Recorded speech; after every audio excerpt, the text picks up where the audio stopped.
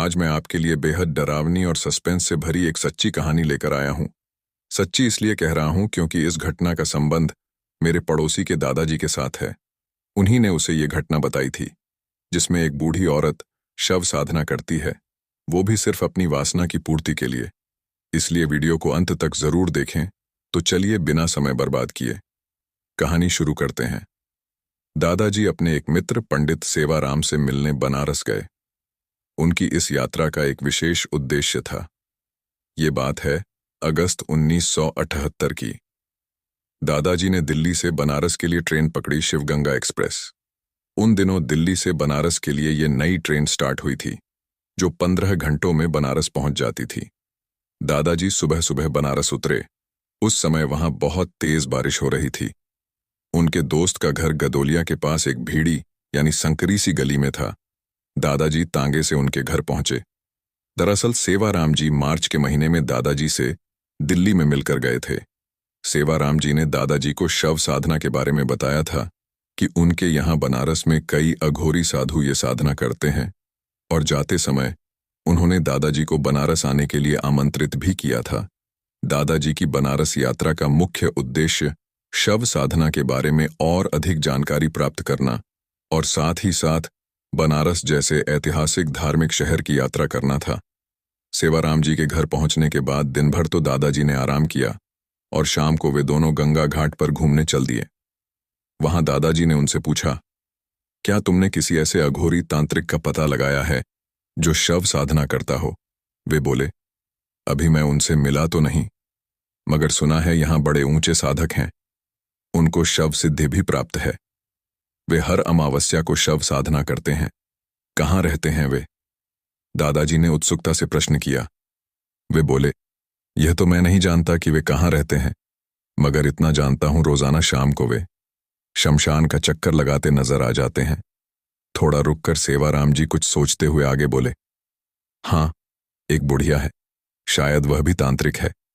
वो मानसरोवर और देवनाथपुरा की गलियों में घूमती रहती है। वह जानती है कि वे महात्मा कहाँ रहते हैं।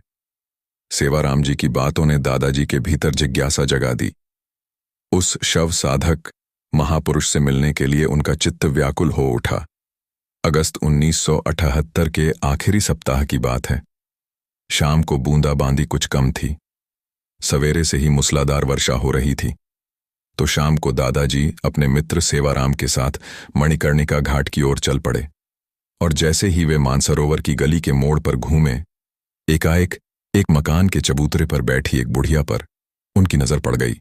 70-80 के लगभग उम्र, सिर मुड़ा हुआ, दुबले पतले सिकुड़े से शरीर पर एक फटी पुरानी साड़ी लपेटे, सामने रखे टूटे फूटे एल्यूमिनियम के कटोरे से सूखा भात निकाल निकाल कर ध्यान से बड़े ही विचित्र ढंग से खा रही थी। जरा रुककर उन्होंने उसकी ओर देखा। उसके गड्ढे में ढंसी आंखों में उन्हें एक साधारण चमक दिखलाई पड़ी। मन ने होले से कहा, कहीं यही बुढ़िया तो नहीं?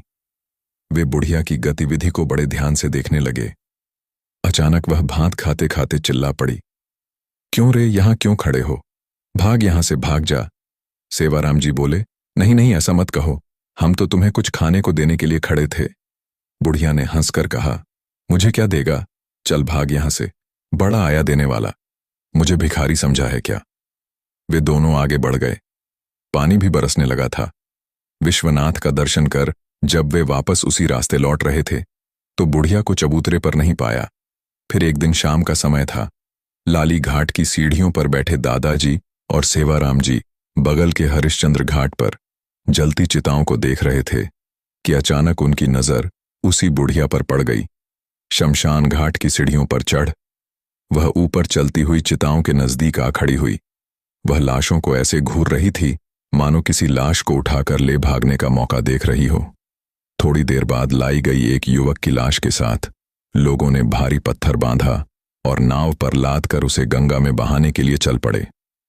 बुढ़िया इन सारी क्रियाओं को बड़े ध्यान से देख रही थी। लाश प्रवाहित कर दी गई। बुढ़िया शमशान से नीचे उतर आई और जल्दी जल्दी एक घाट की तरफ बढ़ने लगी। दादाजी और उनका मित्र सेवाराम भी उसके पीछे चल पड़े। अचानक बुढ़िया एक जगह रुक गई। वे भी कुछ दूर पर खड़े हो गए। उन्हें लगा शायद बुढ़िया किसी को पुकार रही थी। उनका अनुमान सही निकला। बुढ़िया हवा में हाथ हिलाती हुई गंगा की ओर मुंह किए किसी को बुला रही थी। अचानक गंगा की प्रखर धारा के ऊपर एक सफेद सी चीज उभरी और धीरे धीरे घाट की ओर बढ़ने लगी। थोड़ी देर बाद वह साफ दिखाई देने लगी। वह उसी युवक की लाश थी जिसे थोड़ी देर पहले गंगा में प्रवाहित किया गया था। लाश के घाट पर लगते ही बुढ़िया उसकी ओर लपकी और जल्दी जल्दी उसका कफन उतारने लगी। कफन उतारकर उसने अपनी कमर में लपेटा और फिर जल्दी जल्दी नारद घाट की सीढ़ियों पर चढ़ने लगी। लेकिन यह क्या, दादाजी और उनके मित्र की आतंक से भरी आंखें फटी सी रह गईं। वे दोनों हैरान रह गए। वह निर्जीव लाश भी बुढ़िया के पीछे पीछे जीवित प्राणी की तरह चल रही थी। ऐसा रोमांचित अविस्मरणीय दृश्य जीवन में कभी देखने को मिलेगा, इसकी उन्होंने कभी कल्पना भी नहीं की थी। किसी प्रकार साहस बटोरकर वे भी बुढ़िया के पीछे पीछे चलने लगे। कई गलियों का चक्कर लगाने के बाद बुढ़िया एक टूटे फूटे सुनसान मकान के सामने कुछ देर को रुकी, फिर भीतर घुस गई। लाश भी उसी के साथ मकान में चली गई। वे खड़े खड़े सोचने लगे, निश्चय ही यह मकान किसी शव साधक का है और यह बुढ़िया भैरवी होगी जो मंत्र बल से शव को आकर्षित कर उस महापुरुष की साधना का इंतजाम करती है। जब दादाजी ने इस बारे सेवाराम जी से पूछा तो उन्होंने बताया कि यह बौद्ध तांत्रिक परंपरा है। इसके अनुसार मंत्र बल से शव स्वयं जागृत होकर भैरवी के पीछे पीछे चला आता है और साधक के आसन के निकट गिरकर फिर से शव हो जाता है। इस प्रकार के शव साधुओं के पास असीम तांत्रिक शक्तियां होती हैं। कालिक परंपरा, सख्त परंपरा और अघोर परंपरा की शव साधना की तमाम गुप्त साधनाओं से मैं परिचित हूं, उनकी सिद्धियों को भी जानता हूं। मगर बौद्ध परंपरा की शव साधना का क्या सिद्धांत है और उसकी रहस्यमय गोपनीयता तथा उपलब्धि क्या है, इन बातों से मैं अपरिचित हूं। उनके अंदर भी इसे जानने की जिज्ञासा जाग उठी और अगले दिन फिर दादाजी और उनका मित्र उस महापुरुष साधक के यहां पहुंच गए और ना जाने क्या सोचकर भीतर चले गए। छोटा सा आंगन, चारों ओर खड़े ढलान, झुके हुए बदरंग खंभे, सीलन से भरी दीवारें, विचित्र सी दुर्गंध। कुछ देर खड़े वे सोचते रहे, मकान में कोई नहीं है क्या? बुढ़िया कहाँ गई? तभी ऊपर की मंजिल से खट्टर पट्टर की आवाज आई। आंगन के एक और पत्थर की छोटी सी टंकी थी जिसके बगल से पतली सी सीढ़ी ऊपर गई थी। वे धीरे धीरे ऊपर चढ़ने लगे। कई बार सीढ़ी से फिसलकर गिरते गिरते बचे। ऊपर 2-3 कमरे थे। कमरों में उन्हें कोई दिखलाई नहीं दिया, बस चारों तरफ दुर्गंध फैली हुई थी। वे जैसे ही लौटने लगे, बगल वाले अंधेरे कमरे से हल्की सी चीख सुनाई दी, जैसे कोई धीरे धीरे किसी का गला दबा रहा हो। कमरे के भीतर झांकने पर वे स्तब्ध से रह गए। शरीर का सारा खून बर्फ हो गया। कमरे के फर्श पर कल वाली नंगी लाश पड़ी हुई थी और उसके ऊपर पद्मासन लगाए एक नंगी औरत आंखें मूंदे चुपचाप बैठी थी, जो नवयौवन से भरपूर सुडौल शरीर वाली अति सुंदर मानो अप्सरा लग रही थी। उनके मन में विचार उठा, यह बुढ़िया युवती कैसे बन गई? सेवाराम जी धीरे से बोले, निश्चय ही बुढ़िया कंकाल कालनी विद्या जानती होगी, जो कि तांत्रिक साधना की एक कठिन अघोर मार्गी विद्या मानी जाती है। इसके जरिए कोई भी युवक या युवती बन सकता है। स्थायी रूप से यौवन रूप और यौवन से भरपूर शरीर पाने के लिए यह अति विलक्षण विद्या है। दादाजी ने उनसे पूछा, तो क्या इसी कंकाल कालनी विद्या के जरिए वह बुढ़िया युवती बनकर शव पर बैठी साधना कर रही है? बुढ़िया को शायद उनकी उपस्थिति का आभास हो गया।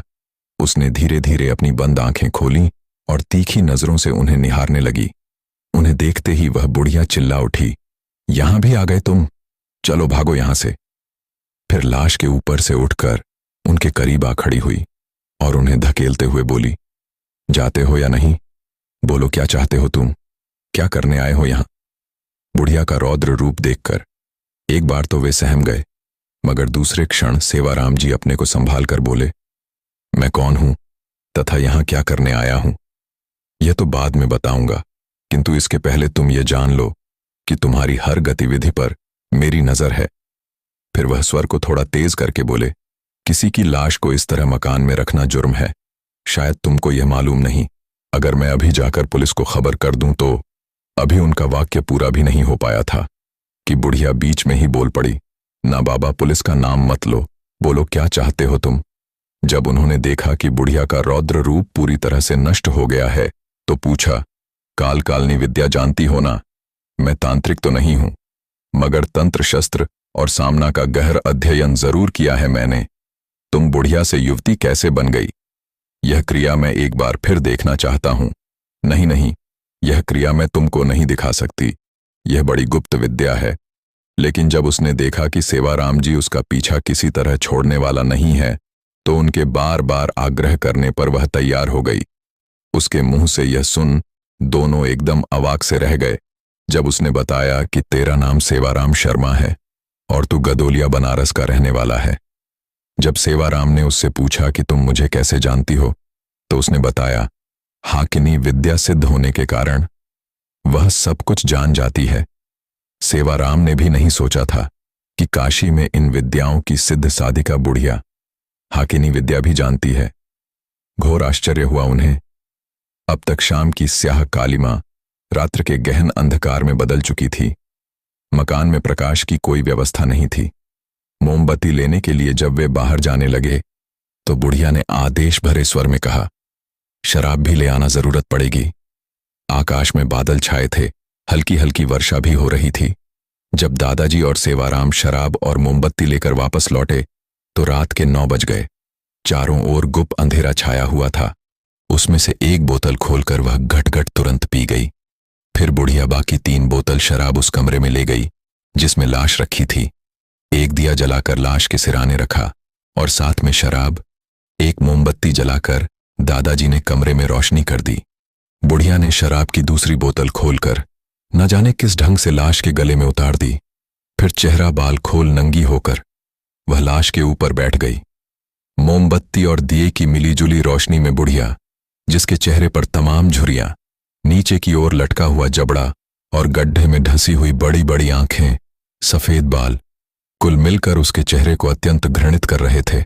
उसका भाव देखकर उन दोनों का मन आतंक से भर गया। बुढ़िया विशेष तांत्रिक मुद्रा में किसी मंत्र का जाप कर रही थी। धीरे धीरे समय गुजर रहा था। वे दोनों चुपचाप मौन साधे कमरे में एक ओर बैठे, कभी बुढ़िया की ओर तथा कभी लाश की ओर देखते रहे। लाश किसी अच्छे कुल के युवक की लग रही थी, जो कि काफी सुंदर और गोरे रंग का था। तो शेष हिस्सा भाग 2 में कल अपलोड होगा।